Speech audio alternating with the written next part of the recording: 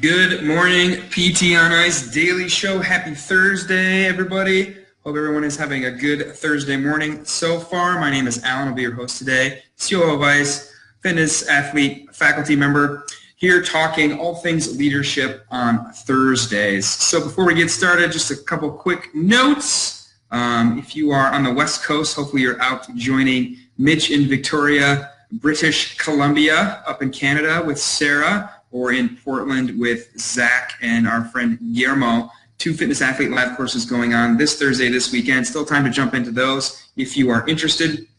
Make sure you are signed up for our Hump Day Hustling email. Go to ptnice.com, scroll to the bottom, sign up. Every Wednesday morning, we put together 5 research articles, 5 social media posts we've looked at over the past week, and we think you should be looking at. We curate that for you, send it to you, no spam, every Wednesday morning, so make sure you're signed up for Hump Day Hustling. So let's talk about salary, let's talk about pay, let's talk about what all of that looks like in the scope of the dynamic between the leadership of a clinic and, sorry, getting a bunch of texts, just grabbed my phone after coaching. That dynamic between leadership and kind of being a quote-unquote staff PT. So what does that look like? So what are you worth exactly? What does that look like from a numbers perspective and actually having the data on your side? So when we talk about what are you worth as a PT as far as getting paid, we need to know the data. So we need to know what you are billing for, what your reimbursement looks like if you're an insurance-based clinic. We need to know your specialty, what makes you stand out, if you do stand out at all from your peers. And we need to know that you know your stuff, right? So that you actually have good outcomes and people don't cancel all day long on you. And then finally, we need to know when we're capped out, right? There is a ceiling to just treating patients all day, especially if you're working for somebody else. So know the data, know your specialty, know your stuff, and then know when you are capped out. So let's start with the data, knowing your data. First things first, just basic economics that a lot of people fail to understand is that you do deserve a raise every year. Some folks work for a boss that thinks a raise is not an every year thing. A raise should be an every year thing. There's a little thing called inflation. Everything costs more every year. That's part of being an adult and living to be an adult, right? Milk costs more, gas costs more, the power bill costs a little bit more year over year, and you need a raise to offset that inflation. You should be getting, at a minimum, a 2 to 3% raise every year. That's a raise you should be getting if you haven't killed anybody over the past year, right? If you've come and done the absolute bare minimum, the bullet points that are in your job, you should be getting at least a 2 to 3% raise. When I hear people who say I haven't got a raise in 3 years, 4 years, 5 years, it's a little bit infuriating because it tells me the clinician does not understand economics, and it tells me that either the ownership does not or knows that the clinician does not and is taking advantage of them. So you should be getting a 2 to 3% raise every year, no matter what you're doing, right? Performance aside, just being a human being, being an adult working in America, you should be getting a little bit of a raise every year to offset that inflation. So it should not be a matter of if, but when and how much. So how do we get to beyond that 2 to 3%? We have to come to the table at that annual review and know the data behind what you're billing, how many patients you're seeing, what you're generating revenue-wise, and where you're at currently and where you want to be.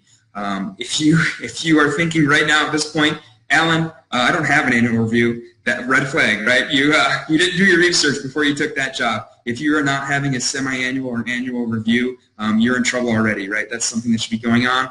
You should be getting feedback on your performance. Every person that's a human being needs feedback on their performance, especially us in the healthcare field working with patients, and you should be talking about that with your leadership, whether that's you have a clinic manager, director, or you're talking right with the owner. You should be having an annual review, semi-annual review, talking about feedback, but also talking about stuff like salary, goals, where you want to be at salary-wise, where you want to be at continuing education-wise, all that kind of stuff that comes with being a staff member on a team. So coming to the table with an annual review with that data is the first key point. Your target salary as a regular staff PT should be to get to somewhere between 31 to 41% of the revenue that you generate. If you don't have access to that data, Whoever does your billing, if you're not doing it yourself, has that data. If you are not allowed to have access to that data, again, red flag. You are seeing those patients. You are billing those units. It's being billed under your license number and your NPI. You have a right to have that data. And if it's being withheld from you, know that it's probably being withheld from you so that you cannot come to the negotiation table with a more powerful position. So if you don't have that data, ask for it and then crunch that data once you do have it. So you will start at the lower end, especially as a new grad, you'll start at the lower end, maybe even less than 31%, and you kind of want to work your way up to 41%. Why 41%? Where is the rest of that money? In a regular clinic, a clinic with multiple clinicians and support staff and ownership, the rest of that money is going to pay your front desk staff, your back office staff, folks who do not generate revenue, who get food put on their table by the work that you do, but are also doing stuff that you don't want to do, right? You're answering the phones, answering the emails, doing the billing, doing all that stuff that lets you just walk in the door and treat patients. Now, if you're doing that stuff and you're still paying that excess off your paycheck, then that's a problem, right? If you're doing your own billing, if you're scanning your own documents and all that back end and front office stuff, then there's definitely a problem. That percentage is to pay those support staff, keep the lights on, that sort of stuff, and a little bit of profit for the ownership. But if you're doing all that stuff and still seeing a giant cut like that, again, red flag. So we can work backwards from our target salary and understand how many patients a day we need to see, how many units and stuff you need to bill, and all that nitty-gritty. And I'll just use a case example, a fixed number. $300,000 in revenue generated is 12 patients a day, 3 units per patient at $33 a unit, or about $130 per visit. So that was a lot of math, but that's pretty standard. So 31% of that would be high. That would be $92,000 a year in salary. But it's unlikely your cash per visit will be that high. We could meet in the middle and say at $75 a visit and 12 patients a day, you would generate $225,000. So now that looks a lot more reasonable. Your 31% benchmark to get to in your early career is about $70,000, which is pretty reasonable. So it's important to know all that data that I just threw out there, right? That was arbitrary, but you should know all of that data about what you're billing. You should know units per day, reimbursement per unit, reimbursement per visit, how many patients you see per day, and start to get all that data gathered up that you can crunch so that you can come with a number in your mind when you come to the annual review when you're asking for a raise. And again, if you're not allowed to have access to that, if you ask for that and you're told you're not allowed to see that stuff,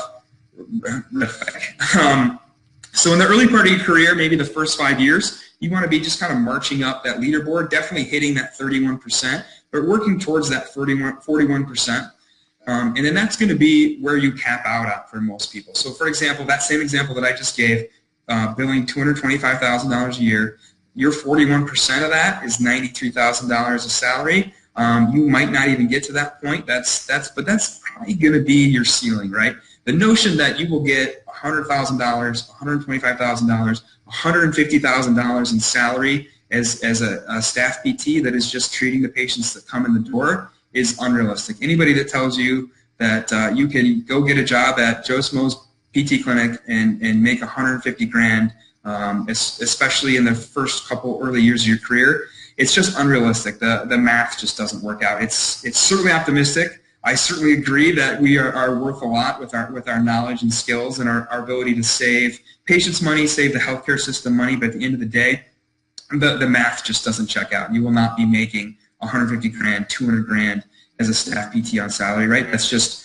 too much of the revenue you generate. $200,000 a year would be 90% of what you generate. There would be no money left over to pay the support staff, pay the electric bill, pay the internet bill. So just know that as you approach $85,000, $90,000, $95,000, $100,000 a year, you are hitting the ceiling of where you'll ever get paid to just treat patients.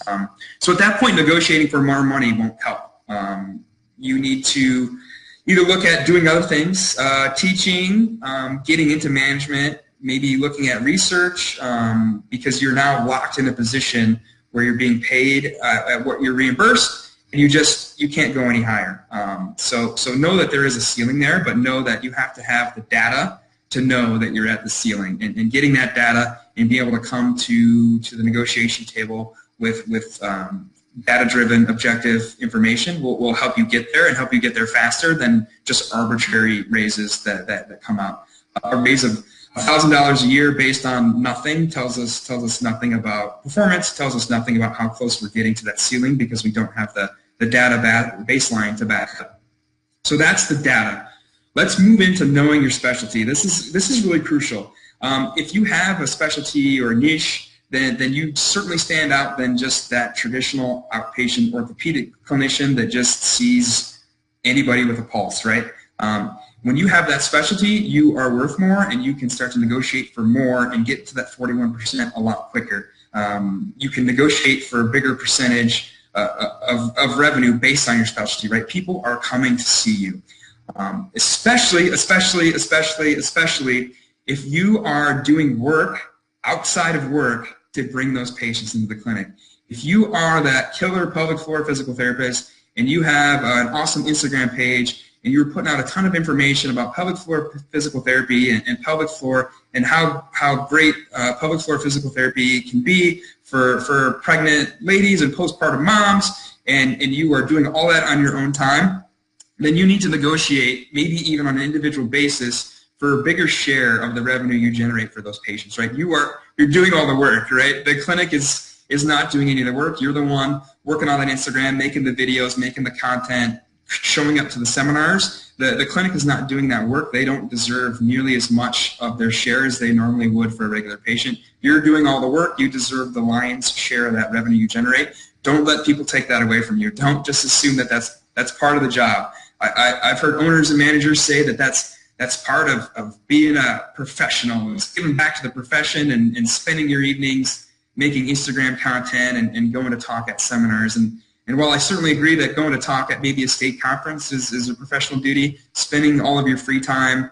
marketing for the clinic for no additional revenue is a little bit of highway robbery. So don't get caught up in that. If you're at the CrossFit gym showing people stretches and exercises and they're coming to see you at your clinic, you deserve the majority of the revenue that you generate from those patients. They're coming to see you because of your specialty, not the clinic. They do not give a crap who else is at the clinic. They're coming to see you, right? So, hey, I'm coming to see Mitch. Mitch is the CrossFit doc. Mitch deserves the lion's share of the revenue from that patient. Don't let them take that away from you. So you're doing all the work. Make sure you're getting most of the revenue from that. That might look like, hey, I get 80% of any patient that comes to me on a direct referral versus people that just show up on my schedule. And that's how we can start to overcome that cap that we talked about a couple minutes ago. Third thing, know your stuff.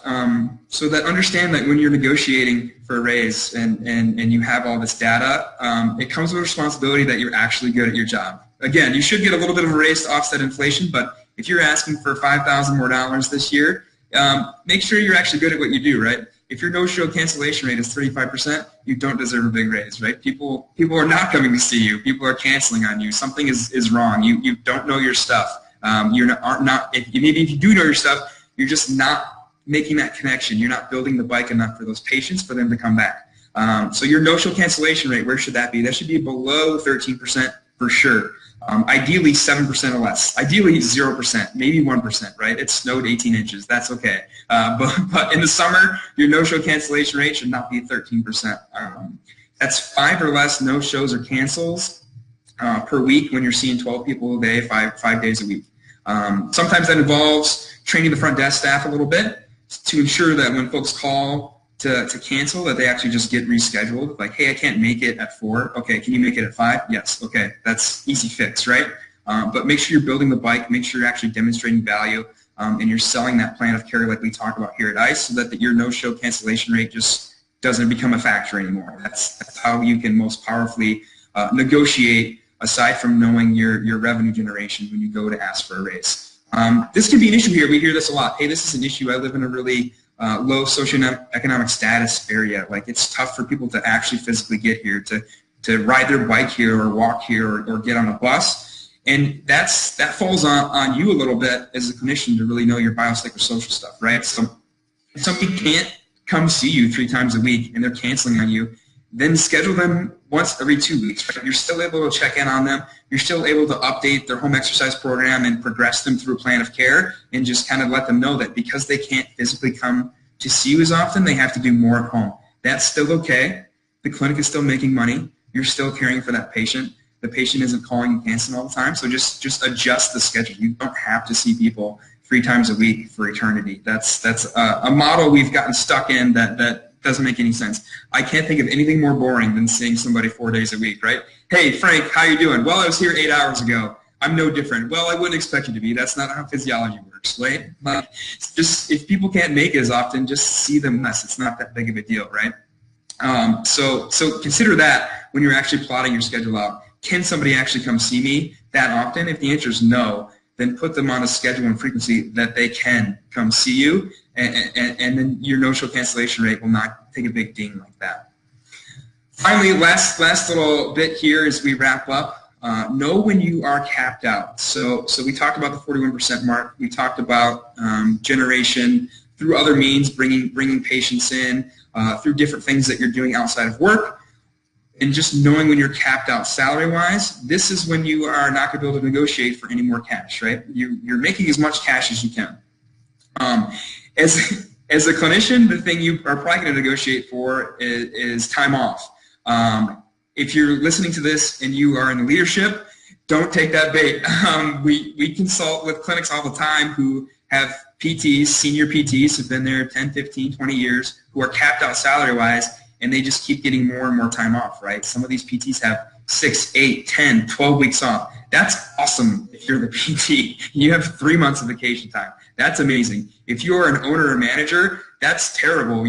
That person can be gone 25% of the year, and you still have to pay them, and you have to pay somebody else to work their job. So that person that's taking 10-day vacations a couple times a year is crushing any sort of hope you have at long-term sustainability for profit. So time off is great, obviously, but being paid not to work that much is not ideal. So if you're in an ownership position or management position, don't take that bait. You don't want to offer more time off. You want to keep people maybe at 4 weeks if you can. But at that point, you might want to have the conversation, whether you are on the manager side or the clinician side, of maybe now some profit sharing, or buying into the ownership, or starting your own shop kind of thing, where you're moving up in a way that you can continue to see increased revenue, knowing that you're no longer locked into just generating a percentage of what you bill. So those are different ways to get around that cap. And the other way is just maybe a role transition. Maybe going down to part-time, 20 to 30 hours a week in the clinic, and starting to teach. That's what a lot of the faculty at ICE are doing, right? They are senior clinicians who would be capped out in a normal clinic. So just dropping their time down and still making a good salary at 3/4 time or half time, and then teaching on the weekends, or teaching at a local university, maybe starting to do some research, maybe a side hustle, treating out of the CrossFit gym in that spare time that you now have, or maybe working at another clinic per diem, right, to make more money than you would be making full-time working at just one clinic. Certainly we see a lot of folks who actually work 2 part-time per diem jobs at different clinics and make more than they would just working full-time at one clinic. So those are different ways, again, to get around being capped out. So know your data. Know your specialty, know your stuff, and know when you're capped out, and know how to get around that. I hope that helps. We often hear a lot, especially from new grads who are maybe a year or 2 in practice. They're negotiating for their first big raise, and they don't know how to approach it. So I hope that helps you all who are maybe in this role, and I hope it helps those of you who are maybe in a newer management role of what to expect when folks come to you and ask for a salary increase, and what you should be expecting them to ask you for, and what you can actually give them. Seeing some questions here really quick. I'll take them really quick. Rachel Moore says, potentially silly question, but do you calculate the percentage on gross charges or net? You're going to charge on a net, because that's actually what the clinic is getting, right? So what you bill out is not always what you get, and that's a really good point. Sometimes it's just time to move on from a clinic, right? They can't pay you what you're asking for, and sometimes it's because they've made poor decisions in the past, right? They've signed really bad contracts with insurance companies, right? They signed a contract 10 years ago that said they would take $45 a visit, And when they just opened that clinic 10 years ago, $45 a visit sounded like payday, right? That sounded like a lot of money when the doors first opened. But now that contract sucks, and there's nothing that can be done about that. So don't feel like you need to be punished for poor management decisions made in the past. Sometimes the clinic just can't give you what you're asking for because of the way their reimbursement is set up. They've signed deals with insurance companies that says, whatever we bill out, we're only going to get paid a fixed amount. We see a lot of insurance contracts like that. It doesn't matter how many units you bill, we're giving you $60 a visit. So if you have a lot of different agreements like that, then you're only going to be able to pay people so much because you're only generating a fixed amount essentially, and that's, it's unfortunate. It seemed like a good idea 10 or 15 years ago when that contract was signed, but it's too late now, and so you will see clinics that really just can't afford to have senior clinicians on board. They need to just kind of chew through new grads every 3 to 5 years because their revenue is relatively fixed due to that. So yeah, you want your percentage calculated on net, what you're actually bringing in, not what you bill out. So if you're seeing a lot of like Blue Cross and Medicare, then usually your gross is pretty close to your net, but sometimes you're seeing weird contracts like Optum and stuff where you bill out 4 units, but it doesn't matter because the reimbursement is fixed on a per visit basis. Yeah, it's a good question, Rachel. I'm glad you threw that up on Instagram there. So know the data, know your specialty, know your stuff, and know when you are capped out and it's time to transition your role or move on or supplement your income in another way. Don't forget, Virtual ICE is open all the time. Had an awesome Virtual ICE Tuesday with RJ talking about concussion. A lot of great treatment ideas for concussion and vestibular patients. Great stuff. PTonice.com. Sign up for Virtual ICE. $29 a month to month. No contract. 24 CUs if you do it for a year. I tell you about our live courses, but I hate to sound arrogant, but they're pretty sold out. It's going to be tough to see us if you didn't sign up to see us already. You can come see Zach in Atlanta June 8th and 9th for Fitness Athlete Live. You can see Jeff in June in Blacksburg, Virginia for lumbar spine management. And then short notice course, cervical spine management with Jeff, May 18th and 19th in Ann Arbor, Michigan. I'm going to be helping him TA that one. That one will be a blast if you can make that one. But other than that, we're pretty busy and full the next couple months. Some online courses starting. Our APHPT intro course is starting next week. Advanced Concepts for Fitness Athlete is starting Sunday. Certification for APHPT is starting in 2 weeks. And then we have our Fitness Athlete Essentials and Modern Management of the Older Adult courses starting online in June. But other than that, pretty busy, clanging and banging out here. So happy to talk more a little bit about salary and negotiating and stuff. Feel free to send me an email. That's kind of my jam to talk about that stuff. Can get into some consulting too if you're on the management side. That's something Jeff and I do as well. So if you have more questions, feel free to shoot me an email. Other than that, everybody have a great Thursday. Getting ready to go hit the 9 a.m. class here in 5 minutes. We're doing Diane 21-15-9 deadlifts and handstand push-ups. So I am pumped. That's my jam. Hope you'll have a great weekend. We'll catch you next time.